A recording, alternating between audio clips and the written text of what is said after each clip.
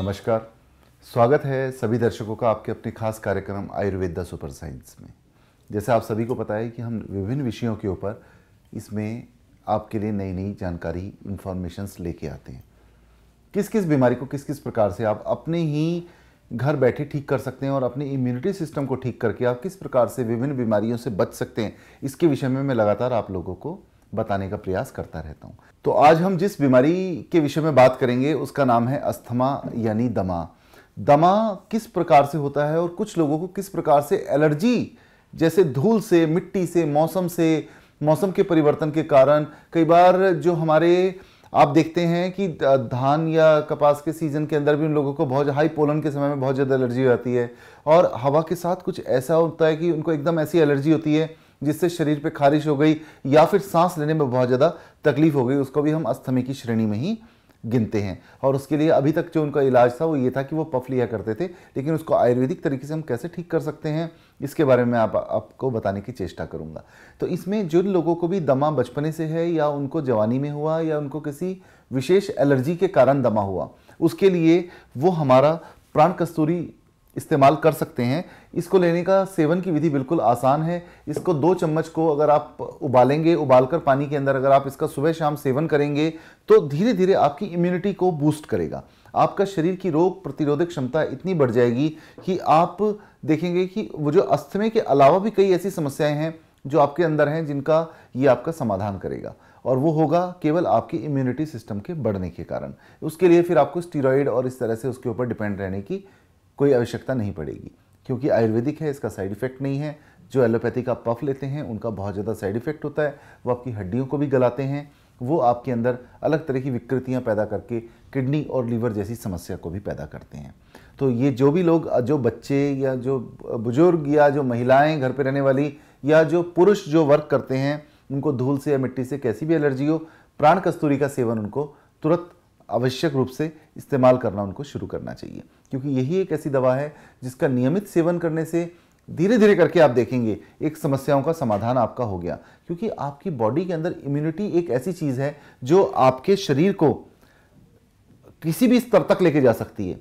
उसके गिरने से आपका शरीर बहुत ज़्यादा बीमार रहेगा, तकलीफ में रहेगा, लेकिन वहीं अगर किसी की इम्यूनिटी बहुत अच्छी है तो आप देखेंगे कि उसका शरीर तो स्वस्थ हो ही रहा है उसका, लेकिन वो मस्तिष्क से भी स्वस्थ हो रहा है। क्योंकि शरीर अगर आपका स्वस्थ रहेगा तो आपको अलग दिक्कत नहीं आएगी, मानसिक रूप से भी आप स्वस्थ रहेंगे। तो मानसिक रोगों में भी काम आती है। और प्राण कस्तूरी को जितनी जल्दी हो सके जो अस्थमे से पीड़ित व्यक्ति हैं उनको इस्तेमाल इसका शुरू कर देना चाहिए।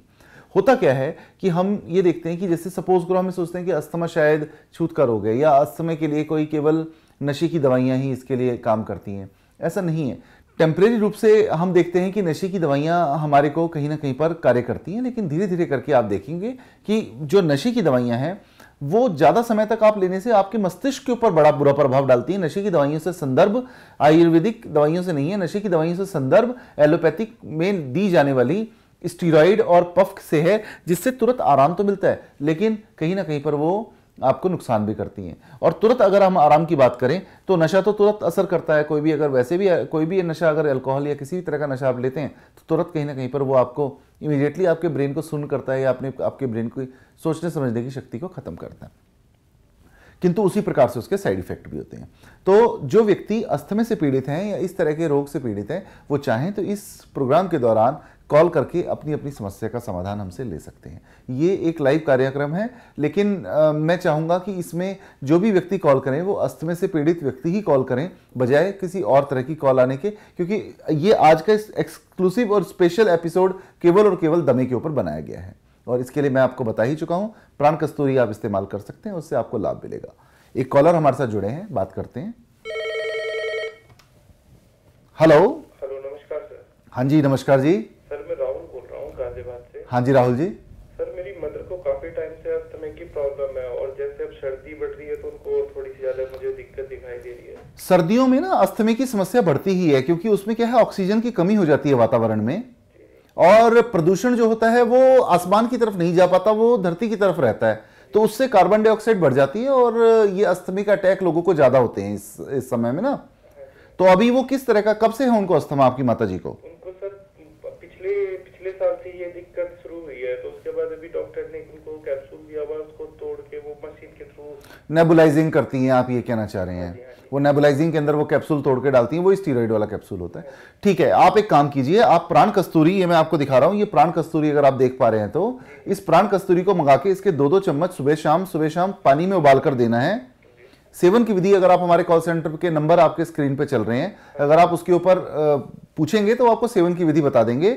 इसको अगर आप नियमित रूप से अपनी माताजी को देंगे तो उनका इम्यूनिटी सिस्टम बूस्ट हो जाएगा और वो धीरे धीरे करके इन समस्याओं से दूर हो जाएंगी। एलर्जी ऐसी समस्या, ये अस्थमा तो है लेकिन ये एलर्जी भी है, क्योंकि आपने बताया कि उनको पूरे साल नहीं रहता, इस सीजन में ज्यादा होता है। सर्दी में ज्यादा बढ़ जाती है। सर्दी में ज्यादा होता है, तो ये वो प्रदूषण से और धुएं से उनको एलर्जी है, जिसके कारण से ये अस्थमा की समस्या उनको उत्पन्न होती है। तो अस्थमा एक सेकेंडरी समस्या हुई, एलर्जी एक प्राइमरी समस्या हुई। उस एलर्जी को दूर करने के लिए इम्यूनिटी सिस्टम का बूस्ट होना जरूरी है। प्राण कस्तूरी आप मंगाकर और तुरंत उसका सेवन शुरू कर दें। सेवन की विधि जानने के लिए आप हमारे कॉल सेंटर पे कॉल कर सकते हैं। वैसे आसान है, 2 चम्मच को अगर पानी में उबालकर आप आधा ग्लास रहने के ऊपर अगर सवेरे पिलाएंगे और ऐसे ही शाम को पिलाएंगे तो आपकी प्रॉब्लम, माताजी की समस्या का समाधान हो जाएगा। हाँ जी, इसको आप ऑर्डर कर दो और इसको आप मंगवा लो, अब मंगवा के तुरंत शुरू कर दो। हाँ, अब देखिए सर्दी के मौसम में समस्या हो जाती है लोगों को। लोग कहते हैं कि सर्दी के अंदर हमारे को समस्या बढ़ती है। होता क्या है कि वातावरण में जब मौसम ठंडा होता है तो प्रदूषण जो होगा वो धरती के स्तर पे रह जाएगा, आसमान की तरफ नहीं जा पाएगा। तो जब कंडेंस्ड होकर प्रदूषण, कार्बन डाइऑक्साइड एक जगह पर इकट्ठी हो जाएगी धरती के लेवल में 1 किलोमीटर, आधा किलोमीटर के रेंज में, तो उससे क्या होगा कि वो वहां पर प्रदूषण की मात्रा बढ़ेगी। तो जो आप सांस लेंगे उसके अंदर कार्बन डाइऑक्साइड की मात्रा ज्यादा जाएगी। अब अस्थमा में क्या है, लंग्स प्रॉपर फंक्शन नहीं कर रहे, ऑक्सीजन प्रॉपर वो प्रोड्यूस नहीं कर रहे, फिल्टर वो कर नहीं पा रहे। तो उस कंडीशन में क्या होगा कि जो कार्बन डाइऑक्साइड जाएगी वो आपके सांस को, दम को घोटेगी। इसी दम को घुटने को ही दमा कहते हैं। तो सर्दियों के मौसम के कारण होने वाली दमे की समस्या और जो नॉर्मल रूटीन में जो दमे की समस्या होती है, जो आपको देखते हैं कि आपके बच्चे कई बार बचपन में होते हैं, उनको सांस की समस्या हुई और उसके कारण से जो समस्या है, उसमें भी ये दोनों ही तरह से कारगर है और दोनों ही तरह से प्राण कस्तूरी काम करती है। इसको सेवन की विधि जानने की कोई आवश्यकता नहीं, क्योंकि इसके ऊपर लिखी हुई भी है और बाकी आप कॉल सेंटर पर कॉल करके पूछ भी सकते हैं और उसको घर बैठे आप मंगवा भी सकते हैं। अब देखिए, इसके सेवन काल में हमें ये देखना है कि हमें किन विशेष चीज़ों का परहेज करना है। अब जैसे मैंने आपको बताया, मौसम ठंडा हुआ, प्रदूषण बढ़ा तो उसके कारण से सांस के थ्रू कार्बन डाइऑक्साइड आपकी बॉडी में ज्यादा गया, लंग्स में उसको फिल्टर नहीं कर पाए, लंग्स फिल्टर करके कार्बन डाइऑक्साइड को बाहर नहीं निकाल पाए, शरीर में ऑक्सीजन की कमी हुई, दम घुटने लगा तो दैट इज कॉल्ड दमा, यानी कि अस्थमा। तो वो दम ना घुटे उसके लिए क्या करना है वो मैं आपको बताने का प्रयत्न कर रहा हूं।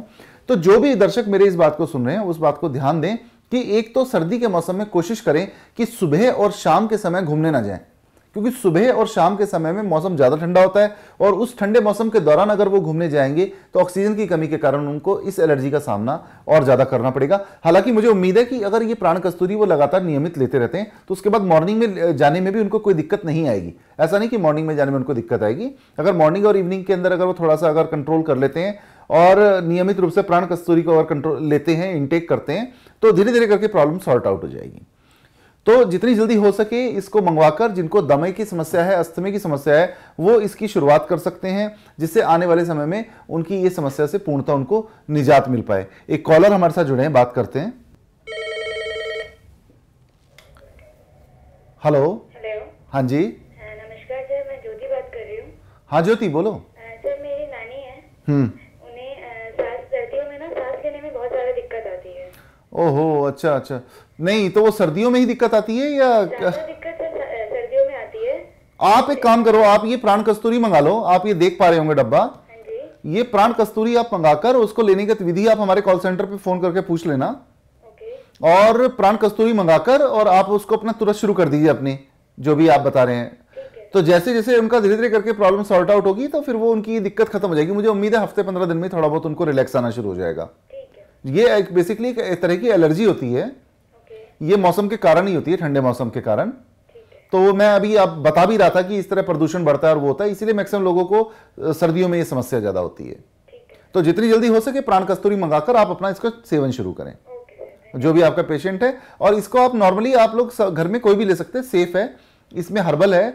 इसके अंदर ऐसा नहीं कि केवल आप अपने जो भी आपके बीमार हैं उन्हीं को दे सकते हैं। अगर इसके अंदर नॉर्मल व्यक्ति भी चाहे तो वो भी अपनी इम्यूनिटी बूस्ट करने के लिए इसको नियमित रूप से इस्तेमाल कर सकते हैं। बस मात्रा उसको कम रखनी पड़ेगी बीमार व्यक्ति से। किस तरह मंगा सकते हैं सर? इसको आप कोरियर से मंगा लीजिए, कैश ऑन डिलीवरी हो जाएगा आपके घर पे।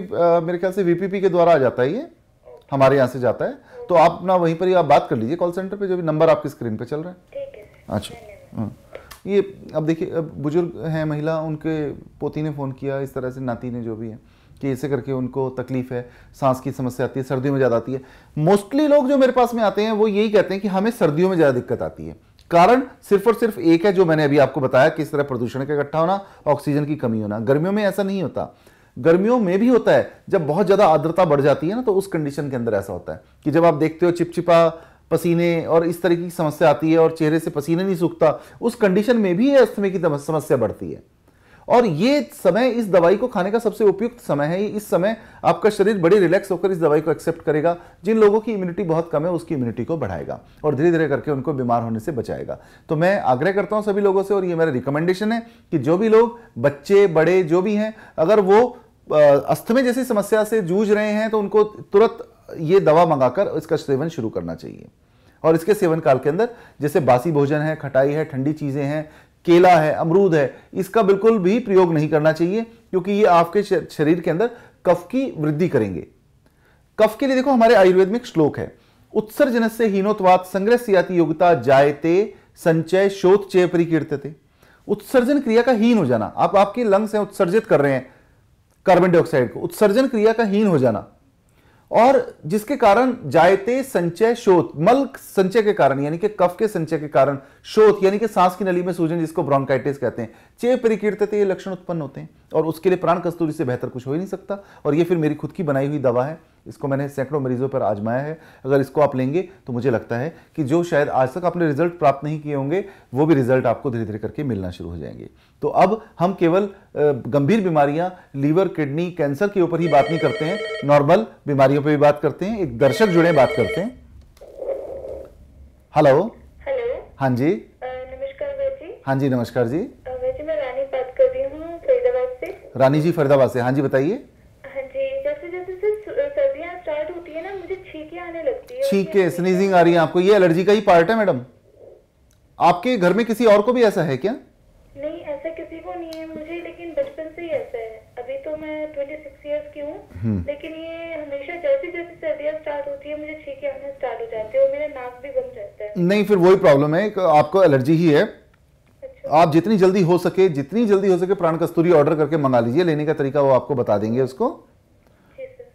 इसको आप लेंगी तो धीरे धीरे करके आपकी इम्यूनिटी बूस्ट होगी, तो आपको जो छींके आने की समस्या है वो कम हो जाएगी। देखो मैंने अभी ये बताया, अगर आप सुन पा रही होंगी मेरी बात को, कि ये कफ की समस्या है, शरीर के जल भाग का दूषित होना, उसके कारण ये समस्या आती है। उसके लिए मैंने संस्कृत का श्लोक बताया। तो इससे आप लोगों को शिक्षा एक मिली कि आपको कोई भी कफ बनाने वाली चीजें, जैसे केला हो गया, अमरूद हो गया, या इस तरह की ठंडी चीजें हो गई जैसे बर्फ हो गई, इनका आपने सेवन नहीं करना, ठंडे पानी का सेवन नहीं करना। अगर आप इन चीजों को देखेंगी तो बहुत जल्दी आप देखेंगी 10-15 दिन बाद ही आपकी छींकें आना कम हो गई या बंद हो गई। ठीक है, इसके लिए बाकी अब कराने को तो आईजीजी, आईजीएम, आपके एंटी एलर्जिक टेस्ट, कोई भी एंटी न्यूक्लियर एंटीबॉडी भी कराया जा सकता है कि कहीं कोई और ऐसी दिक्कत ना हो, लेकिन मुझे लगता नहीं है कि उस सब की कोई आवश्यकता है। तो आप ये अपना केवल मंगा के स्टार्ट करा लीजिए, और फिर भी अगर आपको आराम ना है तो बेशक से मेरे क्लिनिक पे विजिट कर सकती हैं। पर मुझे ऐसा लगता नहीं है, मुझे लगता है कि 15-20 दिन में काफी आराम आ जाएगा इसके अंदर। ठीक है, ओके। ये एक दर्शक हमारे साथ जुड़े जिनको छींकों की समस्या, सवेरे उठते हैं इनको बहुत ज्यादा छींकें आती हैं, ये भी एलर्जी का ही पार्ट है। तो जिस भी तरह जैसे जैसे आप लोगों को पता चल रहा है एलर्जी की समस्या, जैसी आपको लगी कि किसी को भी अगर एलर्जी की समस्या हो रही है, तो तुरंत प्राण कस्तूरी मंगा के शुरू करे। वो एलर्जी चाहे अस्थमा से संबंधित हो, चाहे वो छींकों से संबंधित हो, चाहे वो किसी और प्रकार की धूल, धुएं या प्रदूषण के कारण होने वाली एनर्जी हो, ये आपकी इम्यूनिटी को बूस्ट करेगा और धीरे धीरे करके आपको इन रोगों के चंगुल से छुड़ाएगा। तो आज का समय समाप्त हो रहा है, इसी के साथ ही मैं आप सब लोगों से इजाजत लूंगा और कोशिश करूंगा नए विषय के साथ आपके समक्ष नई चीजों को प्रस्तुत करने का, जो आपके हित में हो और आपके स्वास्थ्य के लिए बहुत ज्यादा लाभ पहुंचाएं। तो मुझे आप दीजिए इजाजत, मैं मिलूंगा आपसे फिर नए एपिसोड में नए विषय के साथ में। तब तक आप ध्यान रखें, अगर किसी को भी एलर्जी, अस्थमा है तो वो प्राण कस्तूरी का सेवन तुरंत शुरू करे। मंगाने के लिए नंबर आपकी स्क्रीन के ऊपर दिए जा रहे हैं, उनके ऊपर आप कॉल करके मंगा सकते हैं।